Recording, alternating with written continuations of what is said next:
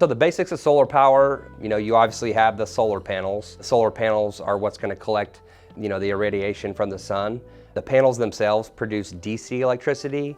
Our homes use AC electricity, so that power is going to have to go through some type of inverter.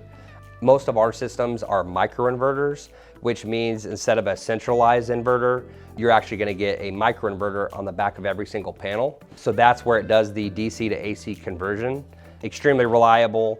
Having one of the inverters on the back of every single panel allows you to not have a single point of failure with your system. So you have the panels, you have the inverters. Of course, there's going to be some type of racking. So there's a couple different types as far as roof mounts go. We also do a lot of ground mount systems, so that's going to be a ground mount racking. And then of course, you're going to have some electrical boxes, disconnects, and then you're going to have your wire, your cable. But for the most part, you're looking at your panels, your racking, and then your inverter technology. I think solar is a good idea because of the fact that, and this is what I always remind customers, it's after we go through the presentation or as we're going through it, I always remind them, keep in mind if you guys decide not to get solar, just keep in mind that's a decision in itself. If you decide not to get solar, you're deciding to stay with your utility for the, really the rest of our lives. So either way, you're spending the money. The way I look at, solar, it's like buying a home. Instead of renting your home forever, we decide to purchase a home. That way we have some sort of ownership. So with our electricity, it's really the same thing. Customers are basically renting their power from their utility.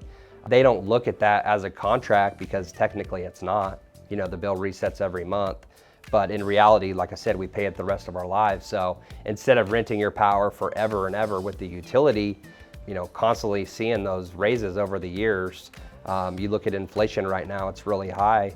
Whereas with solar, when you get your power from the sun, the sun doesn't change the cost of its energy that it throws down to earth. So it's really a no-brainer in my mind because of the fact that you're gonna spend the money either way. So you might as well put that towards ownership.